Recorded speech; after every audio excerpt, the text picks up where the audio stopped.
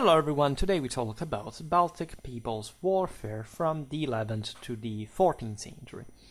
This obviously does not encompass but the properly ethnic Baltic realm, so the peoples inhabiting the southern and eastern coastland hinterland of the Baltic Sea, the Finns, the Balts, the Slavs, and especially the second. I made some videos about Lithuania, Estonia, also Finland, in a broader sense. Today we concentrate specifically on the Pomeranians, the old Prussians, the Lithuanians, the Livonians, the Latvians, and the Estonians. Always considering, of course, that there was an important Polish, Ruthenian, German, Scandinavian influence throughout all these centuries.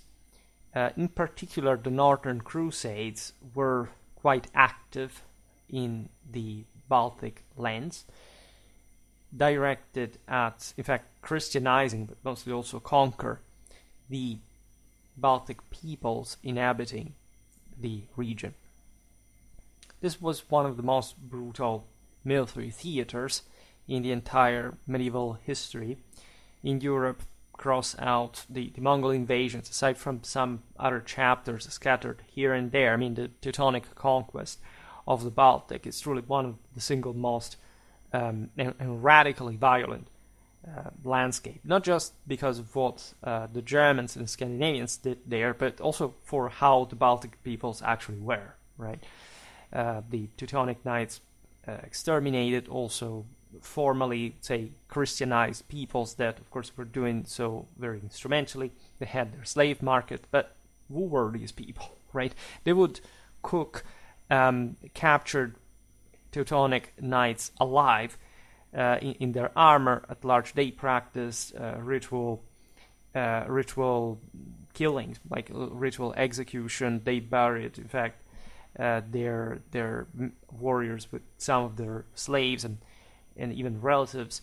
There is a lot to unveil about them because they're very interesting military cultures, as you know, a bit sheltered, a bit enshrined in their in the forests and the swamps, in this very difficultly accessible land in northeastern Europe, that in fact was never quite fully taken over, right? There is all the essentially Lithuanian chapter of the story, as this was the most relevant of the at least surviving independent Baltic peoples that managed at some point to secure its international position by, first of all, Christianizing, but especially allying with Poland.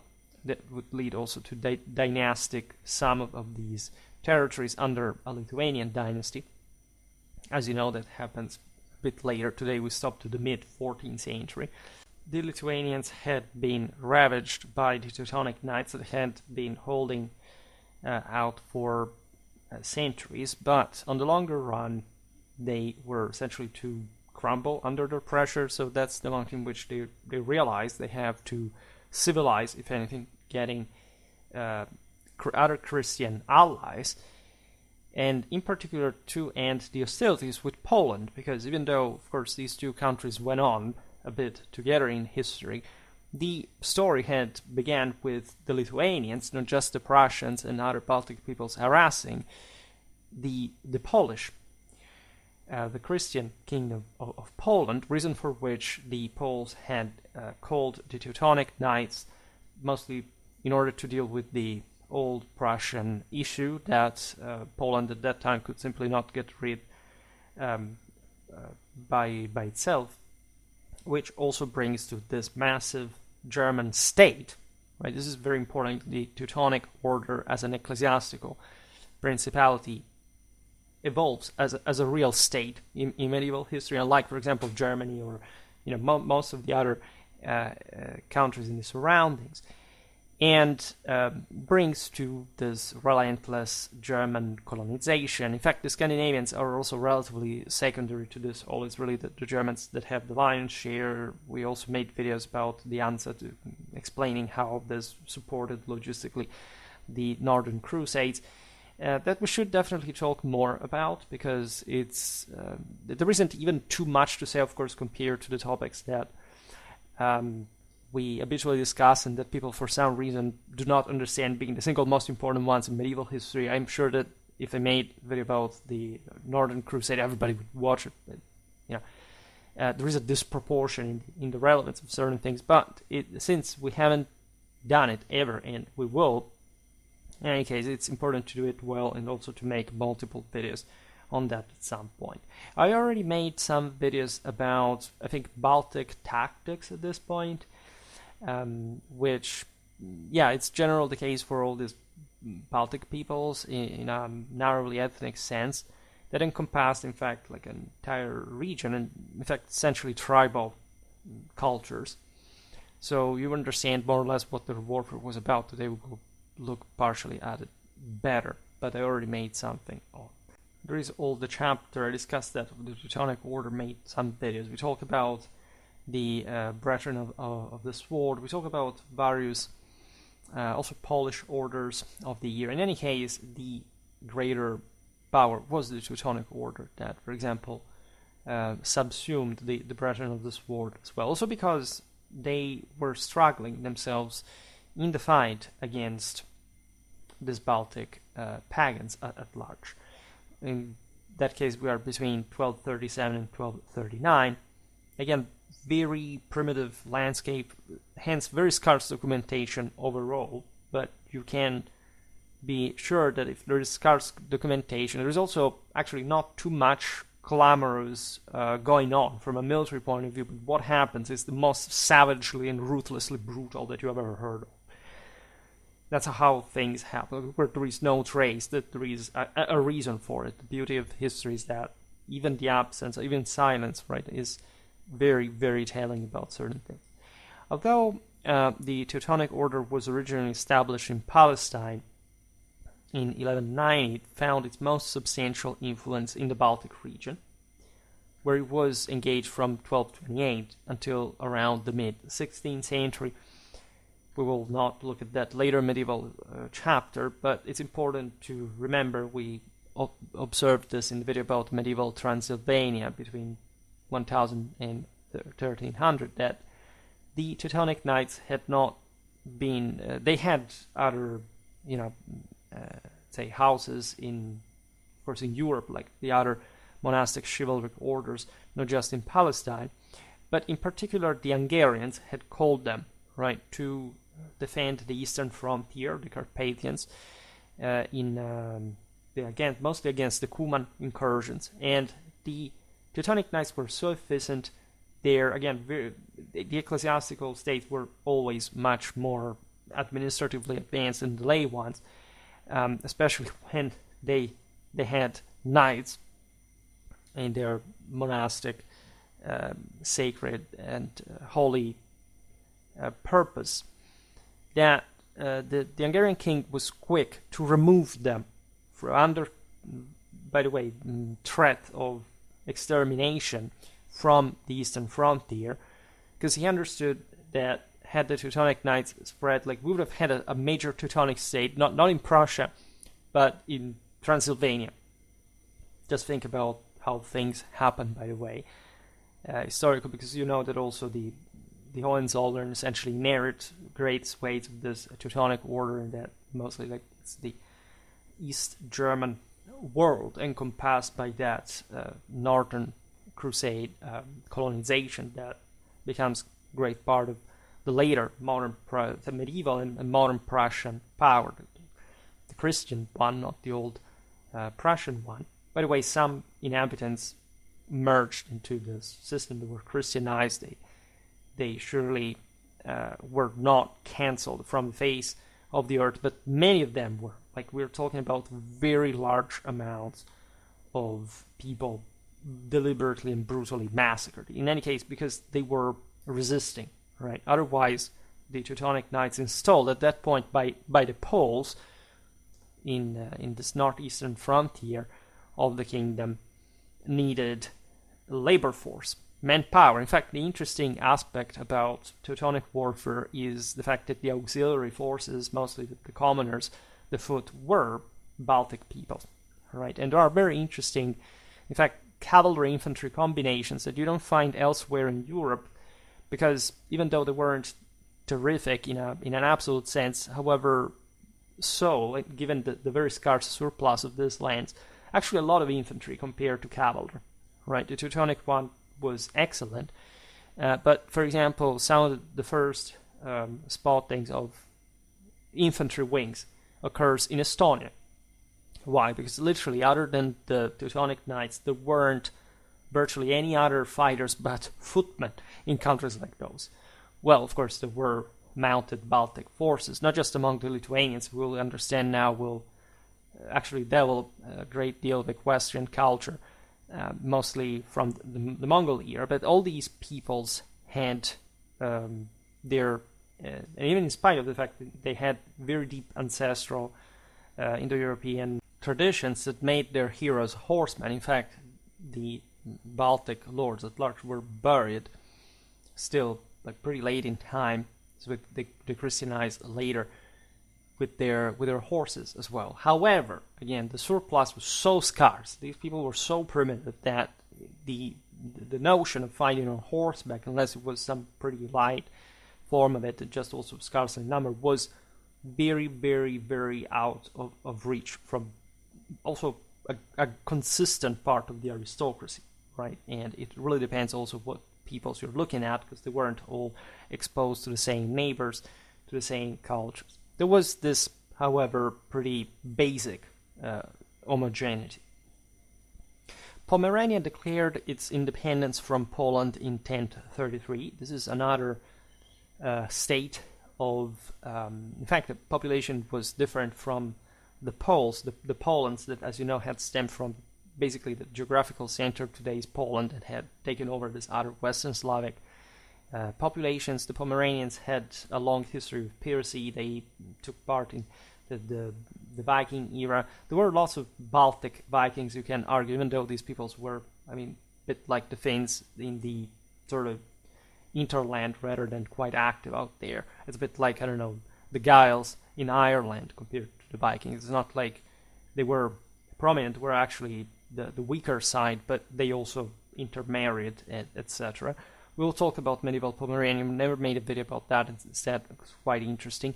There was this floating back and forth. There was a strong German influence there, so the Pomeranians gradually, tried to maintain their own autonomies, as also other chunks of what was becoming Poland, right? Silesia, for example, was integrated into the Holy Roman Empire stories, right?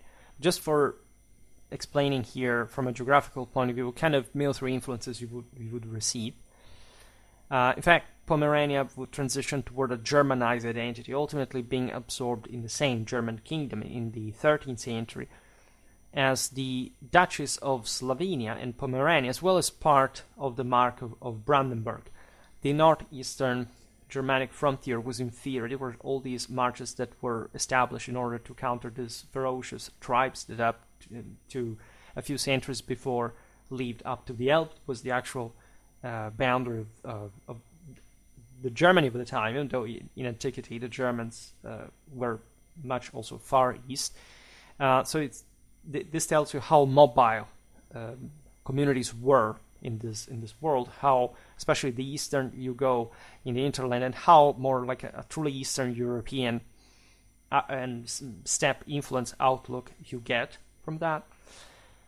For the rest, the coastal dimension is gradually Germanized. It's truly the place where the Northern Crusades take place, because by coastal navigation, by establishing, say, colony avampost after avampost, especially at the river mouths, that of course control all the trade. Think how in that fashion the Teutonic knights stripped Poland of most of its international connections by occupying, controlling the Vistula mouth.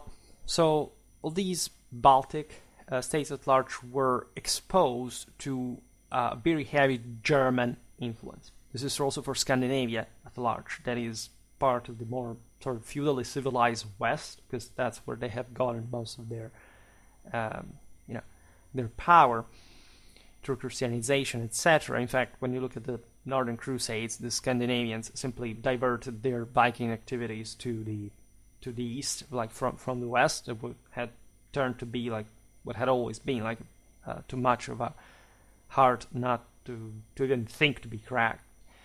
But the real sort of power employed by Christian forces in this endeavor is German, not just from a military point of view that is very advanced, especially for Northern European standards, but also the logistics, right? The general guidance, for example, in the conversion, in the spiritual activity, in the general organization of this territory, in the Ostsiedlung, it literally expands Germany as a country into these areas. In fact, the German presence up to the 20th century at large in those areas stemmed literally from these very moments.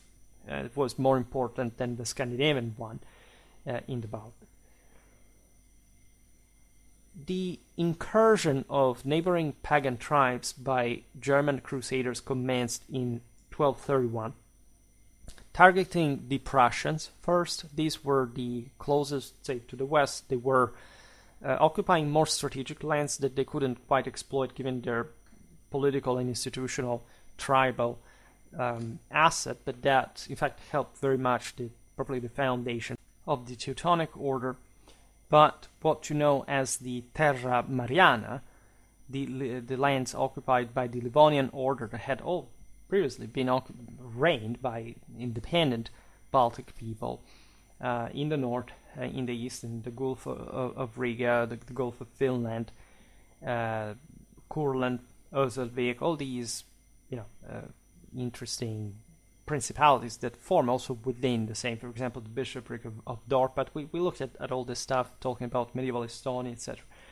You can always check the historical regional series for that matter. Were poorer, right? By the way, on the eastern side, were infested by the Novgorodians that were able to keep the Teutonic Knights out, as you know from the Battle Lake Papers. You have Pskov, Narva, those will remain historically like frontiers up to pretty late in time. The Great Northern War, the partition of Poland. In any case, that's a later history, but this tells you also how difficult. They're small space because, as you know, the less the latitude, the smaller literally the space towards the north. So they are actually fairly contained areas, right? But the difficulties over the centuries to create anything here is more evident.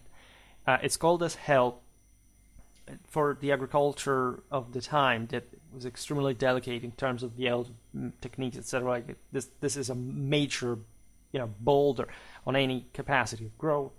And in fact, these places remain pretty radically underdeveloped to.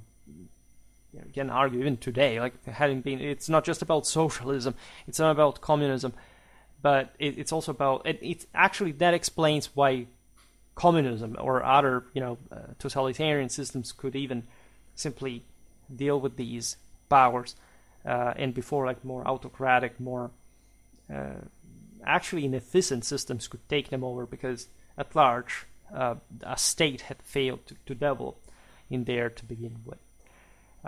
Now, the conflicts, in fact, resulting from the Northern Crusades persisted well into the 14th century and beyond.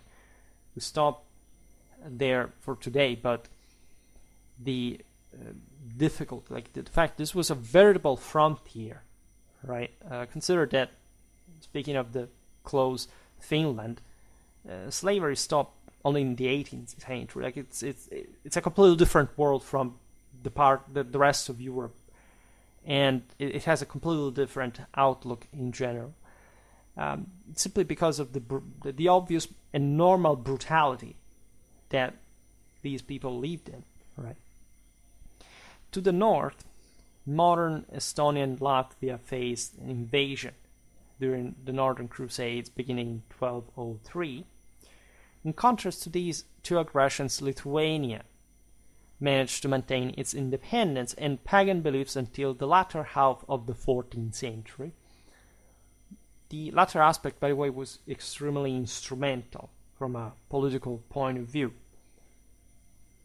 The pagan beliefs were not maintained just because, right? They would have been ready to convert since the 13th century, but paradoxically, it was easy, especially for a land located on the frontier. You had the Greek Orthodox Church in the east, right? So the Pope could. This was a very interesting tool for leveraging like favorable conditions, negotiations. At some point, the struggle against the Crusaders became unsustainable, so this establishment had to convert. They knew, by the way, they would have lost an important part of their autonomy. In fact, Lithuania at large fell under basically Polish dominance at large, and it would gradually lose its own relevance, even, I mean, in terms of political activism within what would become the Confederacy later. But at least the Lithuanians pulled off this massive feat of surviving the Teutonic onslaught. I made videos about medieval Lithuania that described in detail all the various campaigns, the tit for tat, like this endless instability, not just due to war, but just from internal politics. Like the various Lithuanian clans would side even with Teutonic orders at convenience with the Poles, so it would do all was possible just to maintain power. This naturally is one of the reasons why the system was about to give way, hadn't they allied with the Poles and managed, by the way, to defeat the Teutonic knights with joint forces at the beginning of the 15th century. Now, by the end of our period today, what you look at is the Grand Duchy of Lithuania, that began a very famous offensive expansion towards the southeast, growing into, in terms of sheer surface cover, the largest territorial state in Europe.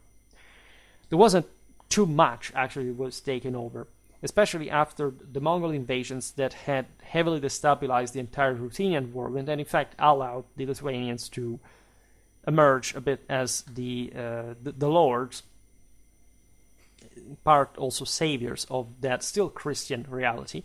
This is a moment in which, by the way, the Lithuanians are literally civilized by the Ruthenians. In fact, they don't even develop a Lithuanian, say, language of court of state. They simply import the Ruthenian one, because especially the Ruthenian Palatinate in the west was the most advanced part of the Rus, the one that would also in fact become closer with Poland, because it already was, but at this point it was literally taken over as in seigneurial terms by the Lithuanians.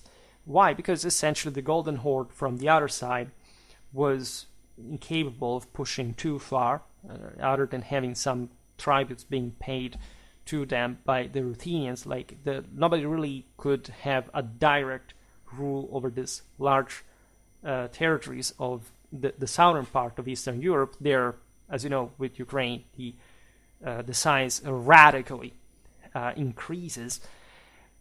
Hence, you have this vast duchy that basically manages to incorporate these lands that, as a consequence also of the Polish-Lithuanian Union, will pass mostly under Poland.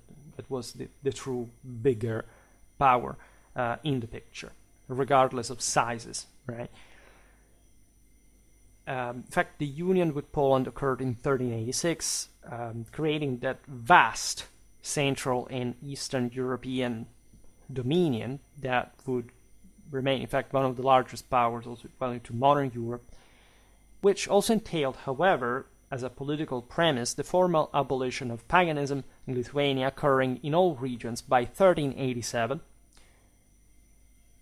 Essentially, a couple of years later, the whole thing was sanctioned into the 16th century will be a formal union. I talked about all that sector, mostly from the Ruthenian side of the story. But this is one of the most important aspects, if not actually the most interesting one, in terms of, especially of the accomplishments of individual people in this region, because the Lithuanians essentially were a small people. They weren't that numerous. They were the most numerous among the individual Baltic peoples, but they were pretty much confined within this barely hospitable lands. They were a tribe like any other. They had, of course, warlike aristocratic clans that would routinely engage in this predatory raids, mostly among each other and these other Baltic neighbors, but gradually against the Christians that were, of course, to essentially conquer them. They had set their mind on it, which prompted, also likely to the fact that Lithuania was more inland, and it took that gradual time, as we've seen, for anyone to make a breakthrough into these territories because of the scarcity of resources, and regardless of the technical skills that, say, the cultures of origin, namely the most important, the German one, would provide them with, would give enough time to the Lithuanians to literally specialize as a people, as a culture, into war, and mostly this predatory, also equestrian culture, developed over time, in part thanks to the fact that they could expand into this richer, much richer and civilized Ruthenia, that they began to protect, essentially expanding this to this enormous territory on that basis, but still fighting inch by inch, like the Teutonic aggression in the north. So it's, if you look at this from a map, like, you realize that the boundary with the Teutonic order gradually, brings to the shrinking of Lithuania of that size, because there is furious fighting in there. And then all of a sudden, in the 13th, 14th century, the Lithuanians instead take over this immense territory in the south, and not even all those resources that were still contained, because it's not like, again, that the Lithuanians ruled with iron fist in Ruthenia. Largely were just called as lords, as if they had been other Ruthenian princes, even though they were not Slavic, would not be able to stop the Teutonic. And that's how, again, the alliance with Poland happened, which saved Lithuania in that regard. Before the German Crusaders, Poles, Danes, and Ruthenians had implemented their conversion efforts in the Baltic area with scarce success, as we've seen. The Baltic tribes were too primitive and tribal to be easily Christianized and civilized.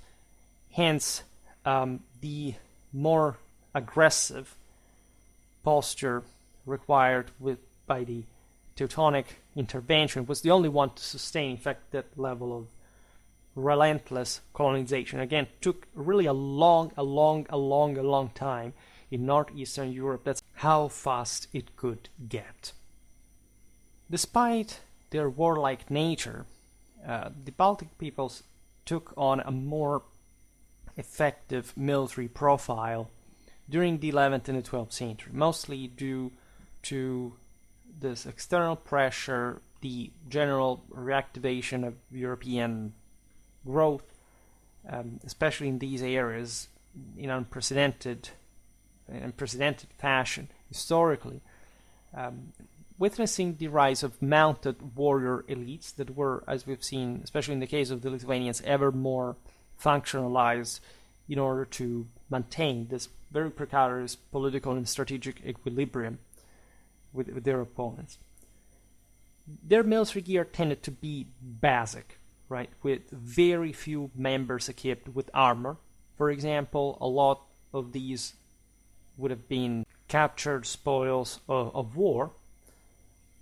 I made a video about these peoples at large for the Eurasian Steppes Warfare series. This is not the steppe, but there is a lot of steppish sort of migration era vibe. If you look at even the massive side weapons like knives of sort of axes modified into some sort of more Eastern flavor, etc. Most of the Baltic weaponry, in fact, was sourced from Ruthenia or Scandinavia. We're talking also much more basic weapons. Archery was fairly common, mostly because that was relatively cheap to develop. In fact, that could provide only a light component to the army, and that remained, by the way, relatively rudimentary, to say the least. Most Baltics would just use the bow to hunt, and occasionally, of course, to engage in warfare, or routinely so. We're talking about raiding the neighboring tribe, like or something. Some expeditions were actually pretty in depth, like into, I don't know, Polish territory, for example. So, but you had to be more organized. Like, it's not like the average peasant could or would go to those could participate in those expeditions, especially if he did not have a horse, if he at large was also unreliable, because even the reward system was equally rudimentary, and there wasn't much of a chance other than looting, like to get rewarded in the process. As time went on, the Baltics acquired more advanced weaponry, though, either through capture or trade with the adversaries, because together with warfare with the Germans, for example, there was a lot of colonization, as we've seen on the Baltic coastland. In times of peace or during truces, of course, merchants would go downstream. This would apparently even help the later strategic attacks on the Teutonic outposts, because at large, the Baltics were upstream. They could, for example, send cannons on boats downriver, something that the Teutonics, for example, could not do. That's a detail, right? But the most important markets were in the German towns on the coast. So that's where, unavoidably, especially the elite would buy their panoply. That remained scarce overall. Just some parts of it. There were some interesting adaptations. Of course, there was no uniformity as we intended, even by wanting it in the most advanced countries of the era you can imagine here, right? There was also a gradual imitation of the Western siege weaponry apparatus. This would gradually develop. Most of these peoples lived in, at least had their centers of power, their cornerstone of their lordships on, fortified hilltops. There are lots of lakes. Famously enough, there are many beautiful Lithuanian castles in these. If you think about it from a military point of view, very difficultly accessible places, like isthmus on lakes surrounded by forests, etc. Over time, there would be some partial deforestation clearance, but we're talking, again, northeastern Europe. Even by the 14th century, it's pure nightmare. Swords were in fact still rare until the 14th century, right? They would have the side weapons, these daggers of sword, with spears being the predominant weapons in use. Universally, that's true for practically anyone, but again, most of these peoples fielded infantry. In fact, the same Lithuanians would become famous for cavalry later, that they also displayed on their coat of arms, famously enough, had up to a few centuries before just being very akin to this other, their neighbors in basically fielding just infantry, right, with a very scarce amount of cavalry. Naturally, this equestrian development corresponds to a specific social transformation. Over time, the majority of the people lost that meager liberty that they had maintained to an individual degree, and they end up working for this ferocious noble that really do not care anything about them, right? Lithuania fits fully the Eastern European profile, and also some slightly more brutal ways, at least compared to the more advanced Ruthenian Palatinate in the south. It's an oligarchic society, right? The average person is not worth shit, practically. It's just the pure Eastern mentality in a nutshell. And also the Mongol influence is very strong in that sense. It does not help to develop some kind of more equilibrated, civilized and republican and egalitarian society at all, right? This is purely brutal oligarchy in which the average person is nothing but a dirty animal at best. The Lat and the Liv tribes located in what is now Latvia were relatively small and lacked strength. In fact, they practically didn't develop any remarkable military system at all. They often fell victim to their more aggressive neighbors and basically get subdued much more easily. In fact, as we were saying before, that's where also the greatest continental expansion of the Northern Crusades is achieved, right? The Lithuanians stand their ground instead. The Livonian order manages also the Duchy of Estonia, etc., like to secure these lands. Again, here cavalry is not a mirage, but almost among the locals, at least. Then the Westerners, the Germans and Scandinavians do have that, but also they have their problems in terms of numerical, say, cavalry, infantry ratio. So it's fair to say that the Lat and Liv tribes simply negotiated a settlement with the mainly German invaders. It's not like they liked them. In fact, there would be rebellions. We've seen it in different videos in which, like, these people, would capture the enemies, burn them alive, cut them to pieces. For sure, they would also eat them, etc. The hatred against the Germans would remain forever, and in that sense, the Germans reciprocated because objectively, these were just savages. I mean, let's say it very honestly here. They are same oligarchies as we've seen, where of course there is all a psychoanalytical background here to appreciate. Of course, they felt less compared to the rest of the continent. They would unload their ferocity even more. But even for the Germans, as we've seen, like certain things like human mercy for Eastern Europe are objectively useless, like as you have seen also in the 20th century. Now, this colonists, by the way, having settled among these people, still face significant challenges from mostly the Estonians, the Lithuanians, the Prussians, as long as they existed as individual people. The Prussians were originally the more affluent and numerous groups, but they didn't have either other than this courageous stubbornness and rigid primitivity, much more to oppose to their enemies than guerrilla warfare, right? Which is a hard form of war, mostly facilitated by their marshy and wooden terrains that weren't much useful just to effectively combat the armored cavalry and crossbows of the invaders, but simply because the latter were not that interested in marshy or wooded terrain to begin with, and or at least they had problems from such an environment to simply find the resources to modify the same to make it more habitable. In any case, from a strategic point of view, the fact that you have to play hide and seek is not a great indicator of the defenders' military prowess.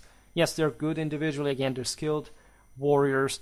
They have practically no conception of the relevance of human life. It's extremely useful when you have to fight a war in some ways, but from the others, it just manifests the fact that you have nothing to live for other than your own same survival, the one of your kin, which is a lot. But again, if you don't have much better means, you're going to succumb. This is what happens to the Prussians. The Prussians are virtually wiped out as a people. As we were saying before, it's not like they get genocide, but almost. And in any case, they disappear as a people, as a polity, as an ethnos, distinguished from their conquerors in a identifiable cultural fashion. Meanwhile, although the Lithuanians were fewer in number and inhabited even more remote areas, they had this easier access to horses, also from the Eastern European hinterland, that was Stepp's influence, of course, and that enabled them to devise effective light cavalry strategies. The Teutonic knights were, however, impressed enough with their opponents in terms of strictly individual skill and sheer moral force to actually encourage the maintenance of their military customs while serving alongside them, right? And especially after converting to Christianity, which to some extent was, as we've seen, not even a free pass for survival, but at large was putting them on the right track. Of course, other than this rigid primitivity that would literally remain up to the time of Frederick the Great, so much so that this had that basically Prussia was even less desirable than Siberia as a land. This wouldn't develop any significant military system whatsoever. Again, at this point, there are the Teutonic Knights. They are pretty good because they're connected with Germany and all. But other than that, they even lose to at least the Poles and the Lithuanians, where they disqualize, and that is also a matter of absolute strength, numerical ratio. Not only there had been, however, also a lot of Westernization of these peoples before they managed to take on even the Teutonic Knights. For the rest, and later on, in fact, also with the decline of the Teutonic Order, these lands would remain for centuries practically non-noticeable. They were not the center of any kind of national power. They just would evolve into something more remarkable through mostly the Brandenburg and the reactivation of an overall, a compaction of all these territories under a more drilled and uniform administration and control in the 18th century, right? That's when they really rise. But together with also they're a much stronger German basis. There is a similar trend later emerging in specific regions of Lithuania. At least the German crusaders and military orders were typically outfitted in the standard Central European fashion that was thus passed on to these guys, right? In Eastern, Northern Europe, the kind of arms and armor that you get is the German one, right? They're cut from sort of the bigger trade. Not even the Hanseatic League is something in absolute terms so momentous, or even though it's mostly glorified because it's a northern thing, but compared to the sheer volume of traffic in the hands of, I don't know, Venice or Genoa, you understand a lot of things there. By the mid-14th century, some segments of the Lithuanian elite had begun wearing full armor, as it was now the case with the general panoplistic evolution of the medieval men-at-arms. By the mid-14th century, plate starts prevailing on mail. That is still there, largely up to the beginning of the 15th century, where basically the full plate armor takes over, at large only for the ultra-elite. But, of course, you do realize in Lithuania, as in other countries, that the elite, by this advancedly later medieval period, it can, of course, afford, especially in the upper echelon, a full Western panoply, surely influenced by Western European styles, although mostly continuing to fight overall as armies at large, with the majority of the warriors in traditional ways. So also pretty unimpressive ones, Despite any enhancements, in fact, in the military system of the Lithuanians during the 13th and the 14th century, the country still needed, for example, the old military. It would have been sort of the old feudal obligations, let's say, by Western standards. Like, so the leaders in this way could mobilize impressively large forces of cavalry and infantry. But even in this case, at large, the Lithuanian army made an interview about this last year. I hope it's gonna come out soon. Would not exceed the regular regional force of 30,000 men, right? Which was already a hell of a stretch for an army that quite unregularly would even think to field such large force. Differently from other parts of Europe that we routinely cover, mostly countries like France, Italy, Spain, etc. Those are really the places where you find the largest armies of truly heavy forces, by the way, because also the Ottomans everybody had at large armies of 30,000 men. But when you look at it from Lithuania's standpoint, say, oh my god, this is amazing, 30,000 men. Yeah, okay, but they also controlled, as we said before, like the largest let's say in relative terms, the largest territory in Europe, right? And they would naturally have what you would expect, also because you wouldn't expect less than that, 30,000 men. Of course, things had improved, like the elite mostly was impressive. There was also a greater number of warriors were equipped with mail. But the final rank trooper was mostly lighter. There are all these kind of more ethnic characteristics. By the way, I made a video about the Lipka Tatars. Now we're talking about Lithuania, that, as you know, were literally settled as military colonists, as Islamic Tatars in Lithuania, in Poland, exactly starting from the 13th to 14th century. That contributed to this lighter element that, of course, is easier to field, like from the steppes, like the Byzantines that hired Cumans like crazy, just because they were so cheap and throwaway, and they were just guys shooting with bows, that they did their job, but just in large numbers, and also largely sustaining themselves by themselves. Large swathes of Lithuania were, say, fit for settling Tatar savages into those places from Crimea, from a Golden Horde.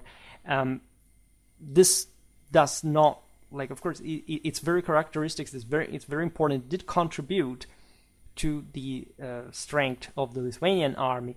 However, we should say that also in open field, they had their limits. There's the Battle of the Blue Waters, in which they defeated the Mongols, which some people think that this battle did not exist. I think it did, because in the same exact years, the Lithuanians take over the entire Ruthenia practically, in the south especially. So something that kind of happened. I also explained how I think the Mongols are radically overrated military-wise, especially at that point in history. But when, for example, the Lithuanians faced the Teutonic Knights at the Battle of Grunwald, Tannenberg, they don't perform excessively well. They actually endanger the entire army. It's mostly the Poles that manage to keep things back together.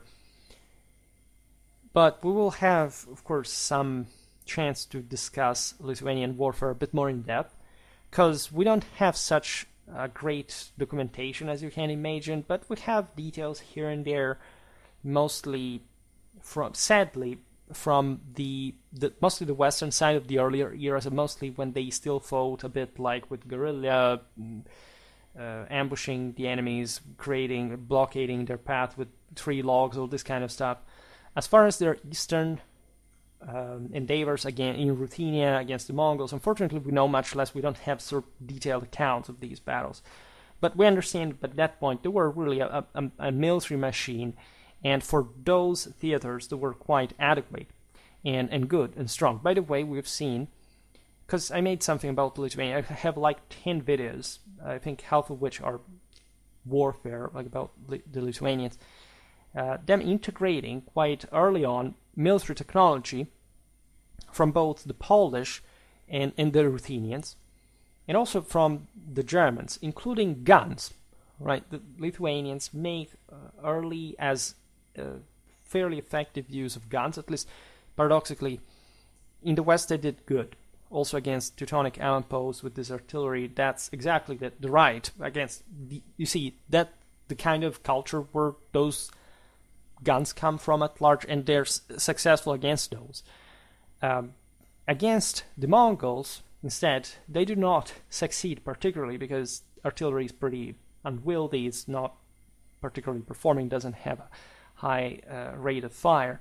So when you have lots of Tatars swarming around, it doesn't do that great effect. Let's put it in this way. But when you look at also the impressive fortification of Lithuania during this time, and the fact that the Lithuanians engaged routinely in civil wars, etc., you do realize there is a lot of artillery warfare. Of course, for the times and the places, still relevant and useful. The primary strategy of the Lithuanians consisted of quick raids aimed at acquiring cattle, slaves, or loot. They all equated one another in terms of existence, right? Particularly in summer, of course, given the weather, and when the swampy conditions impeded heavier Christian cavalry, which was very important. At some point, some Christian contingents remained literally bogged, surrounding this labyrinth of swamps. Right, they didn't account for these floods to occur, and they remained cut off from their bases. They literally melted away because they were not supplied, and they literally died also of hunger because there isn't much there to survive with if you're not adequately replenished, and the Lithuanians would slaughter them. In contrast, the Crusaders favored launching their operations in winter, making use of frozen rivers as pathways, which is also, as you know, what the Mongols did in order to successfully invade Ruthenia. For all those people who say that, you can't really quite conquer Russia. Admittedly, that was not conquered, but for the Mongols, any weather was actually not a problem, including for those people that say, the Mongol invasions were stopped because, I don't know, that year in Hungary rained. Yes, yeah, except, speaking of humid weather, they invaded Russia in winter. Yeah, that's absolutely what happened, right? As if, by the way, a Mongol horseman didn't know, or any archer for that matter, didn't know how to keep his bowstrings dry, which, we are also extensively documented about. They invaded Southeast Asia as well. Admittedly, also their things had alternate sort of fortunes, but for reasons that by far exulate from any technological reason whatsoever. Following the Mongol incursions in the 40s and the 50s and the Lithuanian conquest of Ruthenia, Lithuanians began adopting, of course, various cavalry tactics that you can see stemming straight out of Central Asia. Right? The Mongols really internationalized Central Asian warfare to an unprecedented degree. The Lithuanians had historically favored javelins and swords over bows. Now things were changing, right? Their infantry were still armed with spears, axes, and possibly crossbows, but their cavalry was beginning to look ever more like just the Ruthenian one, and from which they were virtually undistinguishable. And consequently also from the Mongol one, because those were altogether virtually undistinguishable. Just poverty at large and this more sedentary outlook, of course, distinguished most of the Lithuanians, the Ruthenians, from one another. Besides, as we were saying before, when you look at the Lithuanian army, it's not like they were all Lithuanians. It is true that they were heavily militarized, as we've seen, to maintain this dominance, but there were lots of Ruthenian princes making up the Lithuanian army. That was what the Grand Duchy of Lithuania was made of at large, Ruthenians, right? The similarity between the Lithuanians and Ruthenian and Mongols was particularly noticeable in the eastern part of the country, around the same Vilnius, when the Diarchies were introduced in 1345. The Diarchies were a government system leading essentially to an administrative split within the same Lithuania, while legally maintaining its identity as a single wall. Essentially, the eastern part was now gradually embraced by the Orthodox world and began to recruit many Eastern mercenaries, including Mongols. Right, we've seen it before, also with the Tatars settling. In many ways, you couldn't simply distinguish them, but the Tatars were a different thing from the Mongols, from an ethnical point of view. They're truly a more European people than the Mongols, but they still fought with the same character of the steppe from centuries and centuries. In striking contrast, instead, the western part of Lithuania, that was technically even the one from which some important part of the elite that had taken over Ruthenia came from, stuck to its pagan beliefs, at least for a generation or so, because of the paradoxically the triumph of the same international affirmation of Lithuania, also as a Christian, now a Christianized country, but in fact that nobody would bother anymore. And so at least the average people, even some aristocrats, would maintain, also was typical really the process of evangelization in northeastern Europe since the beginning, Christian faith with pagan rituals, while, by the way, receiving a lot of Western innovations in every field, including the military one, including by the Teutonics, that at some point were also friends with them. They helped making, while also exploiting this internal division within the country, of course, to make one guy rise to power rather than another, etc.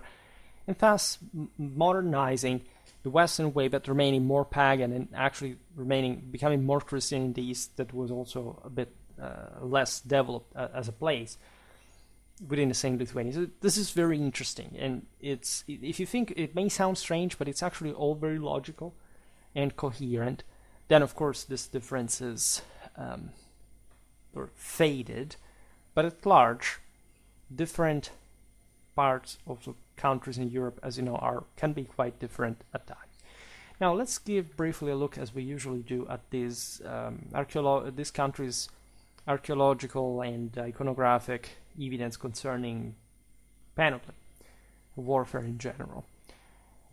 We looked mostly at arms and armor, also to pave the way a bit more to the military historical unit series that is a bit more specific, and we have lots of videos that document, tactics, armies organization, but quite a few about arms and armor. So I think this regional warfare series helps very much sort of setting some general standards, so to say. There are some spearheads coming from Lejabitni, where in Latvia. These weapons date to the 11th and 12th century. They're preserved now at in Riga, at the National Museum, and they have very interesting profile, probably connected with the so-called weapon-killing ceremony that involves burning and corrosion. There is a lot of carbonized findings. I actually inserted, I don't know whether they're the same picture, but the practice is identically the same. It was one of the first, I think, here, if I maintain the same order, well, which I don't know whether I will, but at the beginning of the video it's been in this way. The first pictures, you have this carbonized logs, right? Burnt logs next to torques, spearheads, etc. This was part of a pagan ritual. There is some shared characteristic, by the way, in the blade shape that is similar to the one discovered in Auschberges, pointing at also different styles. Some were ceremonial weapons as well, considered as they had some specific tasks we don't know. Probably some of them were connected with human sacrifice, just we don't know specifically in this case. We recently talked about the, say, Viking torture practices, at least the ones that we think were performed on some captured enemies that involved quite a deal of, anatomical expertise, let's put it this way. And yes, these were weapons designed to chop people like up while keeping them alive. So yes, it is a typically cute pastime of these warriors when they capture like a fresh Livonian brother or something. We have a spearhead from Salapis, likely imported from Gotland, Sweden, dating to the first half of the 11th century. It's very early. The Viking era is not over even yet. This is also preserved at the National Museum of Riga. It has, like the former, this distinctly angled form, which may point again at this still transnational pagan military styles also connected to ceremonial practices, maybe human sacrifices and more. But there is also a specifically apological reason that here we can see to better. Like angles speak, generally speaking, of cutting capacity, so in less armored context, which is very much the same. In this case, for example, having those massive side weapons like still single-edged daggers, right? That is ideal to chop people to pieces, right? You don't even need the bigger swords. They also require an overwhelming amount of training, for which you must have a lot of land, a lot of riches. Very often, again, these raiders did not have even a horse on the ropes. We can't imagine the rest. But they were pretty darn good at handling those weapons, at least in the guerrilla, in a forest, like Rambo 1. Like it's kind of, at least, scenario. We have a spearhead from the Saaremaa island. We are in Estonia. This piece dates to the 11th to 12th century. It's always a bit difficult to date exactly, like it's mostly from some details so that we understand this, but we never have even full certainty. The spearhead is preserved at the Historical Institute of the Academy of Sciences of Tallinn. We see wings or lugs at the blade's base that were fairly uncommon, actually, among the ethnic Baltic peoples of the hinterland. It's thus possible that this was some kind of Germanic import, or just even the imitation of a foreign design, because of course they would be able to replicate them at some cost locally. The reason why, by the way, wings or lugs were there were pretty universal. So the reason, if anything, among these peoples is that they wouldn't privilege too much hand-to-hand fighting, or at least in some cases they would, because they wanted to, if this is they meant, they wanted to get it over with quickly, right? So you also, for reasons of lack of general collective training in open field, you wouldn't have so many, pikemen. They would have had that, like that, especially they would have developed against knights, but at large they prefer to be more mounted, more quick, because standing their ground against Teutonic cavalry charge is not exactly the most indicated way to lengthen your lifespan. But exactly for this, the Baltics would prefer javelins, a lot of skirmishing. And at that point you don't need wings or lugs. Right, of course, in some occasions you can use the same javelins as spears, because also what's the difference? Like there are going to be designs that are functionalized towards an extreme or another, but normally these Baltic peoples have remained literally to the migration era. Besides, the steppes are felt. These are not steppes. These peoples are not technically semi-nomadic, or at least there is an important degree of the mobility, as we've seen. But since they fight largely on foot, and they do so that among each other, by the way, don't get me wrong, we would have battle lines that would clash pretty furiously into hand-to-hand fighting. This thing was there, like it was mostly infantry, as we've seen, so you would have to get into hand-to-hand fighting, and you do need these wings, for example, just to, like during the hunt, like if a wild enemy is stuck, like it's transpassed, like you don't want the enemy to come too close to you. Right, because it's also very difficult to kill a person. especially a sort of healthy one, even if it's mortally wounded, they can't go on living, even with horrendous wounds for hours before being, giving up. So in combat, you want to maintain, to penetrate if you succeed, but to keep the enemy at that distance, right? And at large, however, these peoples are hunters. They're scattered across the territory. They will have a lot of individual hand-to-hand fighting. We've seen it from the Norse sagas. You can imagine it from these places. Nevertheless, as we were saying before, in the later centuries, we find similar indicators of the happening of warfare. For example, in neighboring Finland, just across the Gulf, Finland, you have, starting from the 12th century, similar weapons with wings or legs, right? And Finland was very similar to Estonia, even just the populace that were kin, right? The Finns experienced also considerably stronger influence from Sweden. So you may never know also who uses these weapons in practice, but you can argue that the wings are some kind of more Western feature at this point. We have a spearhead from Maktkule in Kurland, dating from the 12th to 14th century, preserved at the National Museum of Riga. This spearhead was crafted by the Kurshi people, some of the very last pagans in Europe that were fighting against both the Teutonic knights and the Orthodox Ruthenians, which we want to appreciate, right, for the stubbornness and the sort of the thought, the initiative, especially if they went on until the 14th century. We have a sword from Pomerania, dating to the 10th, 11th century, preserved at the Archaeological Museum of State, Warsaw. This is believed to be a German import from the very Rhineland that, as you know, still by this point was fundamentally the most advanced center of arms and armor production in Europe.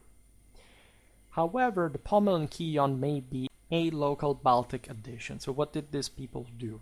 They got this blade or even weapon. It could happen in many ways. Like this maybe was a Viking weapon that, in fact, mostly came also from imports from the Rhineland.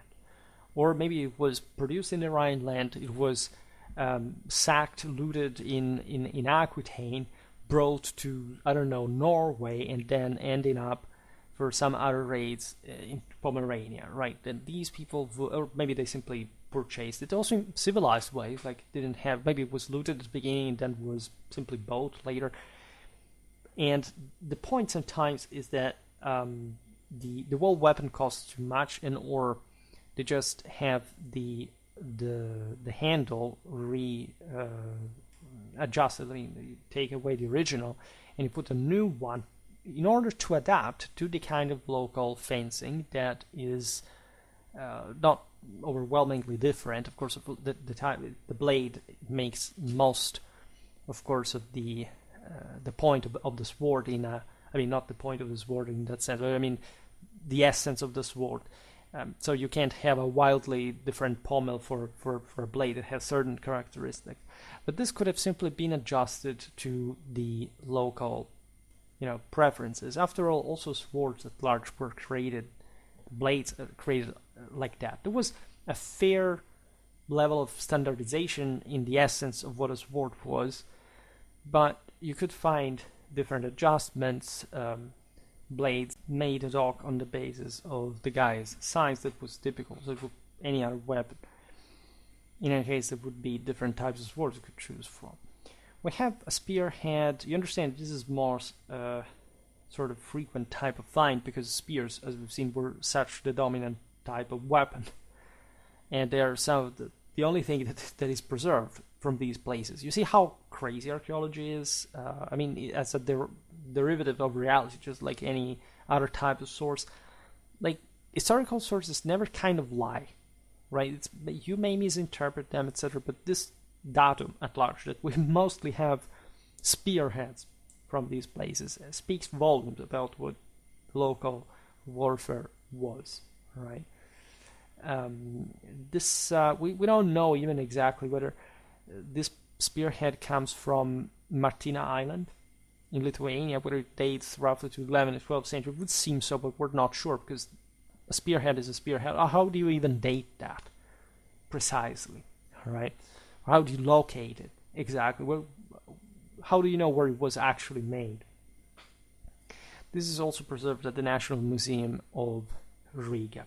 All right, these spearheads all generally date to the pre-German Baltic, pre-Northern Crusade times, right? And we find them also so easily because since this was a pre-Christian world, normally warriors were still buried with their weapons. They were thus more easily preserved.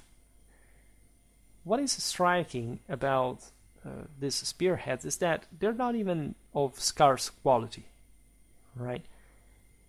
In fact, today we pointed out pretty graphically what the level of development of these people were. However, when it comes to warfare, of course the picture is a bit more nuanced. These were fundamentally warlike and tribal societies, so it was very important for them just to have good weapons. Here you even see them actually having enough of them to be buried, to accept, for example, the moral relevance deriving from the belief of a continued struggle, of course, in the afterlife. In quite material terms, we talk about the Diarchy and etc. Like for the migration here, it's a very similar world here. It hasn't changed that much. On the other hand, consider that here we're talking about largely some, at least the incidence, of course, of the finds is going to be mostly pointing at an elite Heergerät, right? Not just the average, say, Lithuanian in this, especially in this very primitive time, about which we know very few also regarding the burial in general, considering especially that there are just so many burials we can study, so there's not an overwhelming amount, unfortunately. Also, the spear figures as a weapon of the elite. The spears would have been used also on horseback, but still as a very simple weapon. It's not like we find so many swords, for example, on a regular basis, right? Even though there aren't, in fact, many comparative burials of this kind anymore in Europe, because these are literally the last pagans of Europe had, sort of, just to make an example, like the average knight at this point had to provide with some wealth, at least, for their sepulcher, which they did, because we do have tombstone, etc. But had it been just about arms and armor, of course, it would have been much better equipped. Let's put it in this way: a spear is the basic weapon, is the weapon of the warrior, but at large, not, in fact, the most advanced weapon at this time. All right. Also, when you look at the design of this specific spear, that we don't even know exactly from where it comes, you see that the blade is very wide. It has a short socket, which is somewhat outdated even for Lithuanian standards. And you know what the wide blade and the short socket really mean? The wide blade is mostly like a cutting weapon, right? It doesn't have to penetrate much armor. In fact, there isn't much armor around. Also, the short socket entails like some a design for some relatively lighter impact, one better suited for infantry rather than mounted combat. It's not like it wouldn't occur. This spear could have easily been, would have been used on horseback, but in general, like, and comparatively, this is not a terrific, spear for a funerary provision. We have a spearhead from Viltina, Estonia, dating to the 11th to the 12th century. It's preserved at Historical Institute of the Estonian Academy of Sciences in Tallinn. We see once again a weapon used for ceremonial killing. The tip tells us, probably because it was bigger, it had sort of more unusual features, and it has also a much larger socket than the one we looked at before. So it was ceremonial. Maybe, yes, they literally carried out sacrificial rites with that, but there may have been a ceremonial characteristic, just ennobling the spear for the sake of itself. Then we have a spearhead from Salopis. This was also imported from Gotland, likely, dating to the 11th to 12th century. It's preserved at the National Museum of Riga. It has an ornamentation that looks very Scandinavian. And that's why we think it came from Gotland, which was, as you know, the most prospicent and historically important Scandinavian market as far as the connections with the Baltic peoples was concerned, right? Not just well located, mostly towards the southeast, but also at a very interesting position as a major, in fact, trade post. The Germans would go there, as you know, and essentially Henry the Lion would even extend his imperial, say his German authority as an extension of the imperial one almost on the island as well. That tells you, by the way, how strong the German upper end was on Sweden, like Scandinavia in general, also during, in fact, the peak of the Northern Crusades. We don't know whether this happened in the 12th century, say under Henry the Lion, but consider the foundation of Lubeck, the German colonization of the previous areas, like where these centers rose from. The same Scandinavian ports were settled, as you know, by German merchants. Right, we've seen it well in the video about the Hanseatic League. We will come back on that topic. It was very important. We have a spearhead from Vegi, Latvia, also dating probably to the 11th to 12th century, preserved at the National Museum of Riga. We see a very solidly built spearhead, however, provided also with a slender blade and an elongated socket. This is interesting because it could point to both like an anti-armor, a tendentially sort of anti-armor and even mounted combat function. It's still, however, a poor thing compared to, I don't know, a Western cavalry lance, let's say. We have a spearhead from Bunkas, Latvia, 11th, 12th century. These are mostly from the same period, same National Museum of Riga.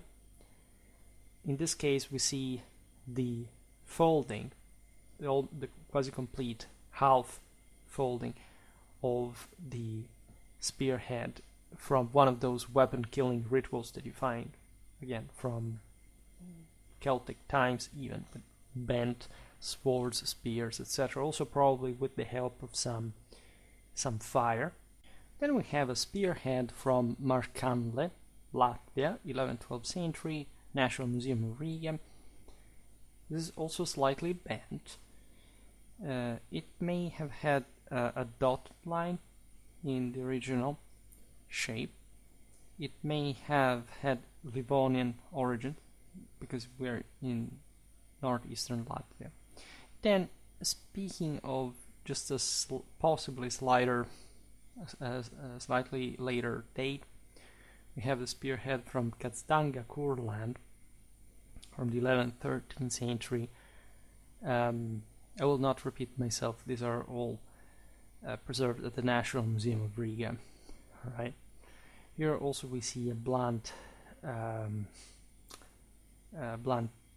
tip turned in a fire. This was typical of the Kurshi and other pagan people inhabiting what is the modern country of Latvia. A spearhead from Kurzeme, Kurland, 11th, 13th century. I think it's Kurzeme, I'm not sure about the spelling there. This is probably also a Kurši one. Then we find a spearhead from Oshbirzes or Oshbirzes, Latvia, 11th-12th century. We see here a symmetrical leaf-like blade. This is almost a symmetrical one with a sort of large socket as well. Interesting combination. It's apparently unique in its kind among these, and God knows how they prefer to use them. Another spearhead from Turida, dating to 11th or 12th century. And this one is really more typical in many other parts of Europe, from Scandinavia to Ruthenia. It has a pattern welded design, and it may in fact be the most distinctive aspect of this specific exemplar, separating itself from one of the other regions. Finally, from the first half of the 11th century, we have a spearhead coming from the Saaremaa island, which, considering the location, may have come from Gotland as well. This is preserved at the Historical Institute of the Academy of Sciences of Tallinn. Maybe a Swedish spear. To make the long story short, we understand it also from its making, from the metallurgical characteristics, how it was forged. We see, for example, the angled lower edge of the blade, very Scandinavianly shouting, sort of. But of course, there were imitations among the Baltic peoples, and so we shouldn't be too categorical about this. Like, how many types of functions of spear can you have at the end of the day? Without mentioning the fact that, yes, like Scandinavia was more advanced, but at large, we're not talking about radical differences in civilizational scale, surpassing like the millennia or whatever. Like, they were similar in nature. Like, they probably used to build stuff in very similar ways.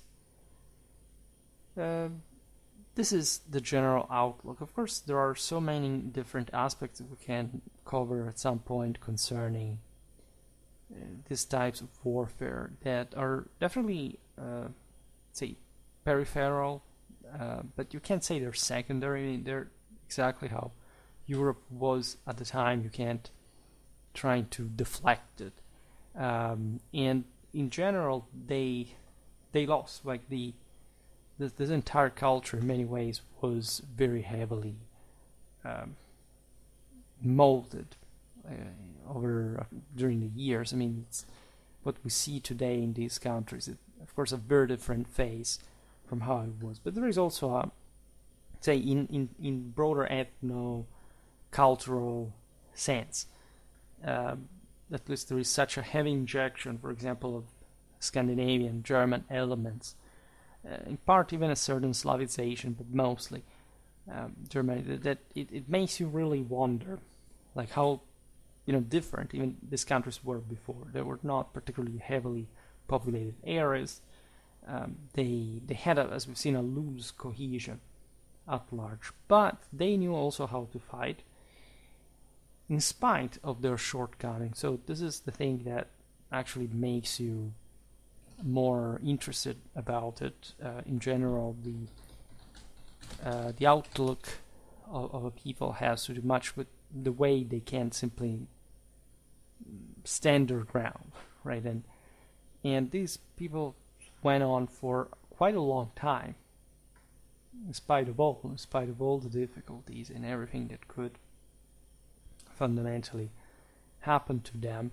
There are so many characteristics that are to be found as sort of outdated but still in parallel. We will see this in other kinds of warfare, ones from Romania, mostly from Eastern Europe, but also the Balkans, that really reflect the original, say, necessity of adaptation. Like, it's not that as if without the most updated arms and armor, you're out of the game. In part, that is going to be reflective of some broader deficit. That is true, right? But when things are working to a certain degree, and you can and will fundamentally have also these advantages, like the general difficulty of any enemy to venture in your own lands, that will give you a chance. We've seen the Lithuanians as sort of the most productive people from a political, military, and historical point of view. But let's not forget about the other ones that, even though mostly controlled by the Germans and the Scandinavians, had still this very concrete sense, of course, of the price of their liberty, that surely made history as well. And again, I made some videos about medieval Estonia, also medieval Finland, that is somehow akin, especially to that Baltic country. We talk a lot about Lithuania. We will have to talk more about Old Prussia. We will have to talk more about also Latvia in general, and the Teutonic Order as well, because through it you can appreciate these other aspects, and there are really many avenues to appreciate different peoples at a given time, from a military, but also just a political, cultural point of view. In fact, that's why we study specifically this kind of things in the way we do. And again, this is just a preparatory video for more in-depth content. We will surely pass through it in some more concrete fashion. For today, however, I stop it here.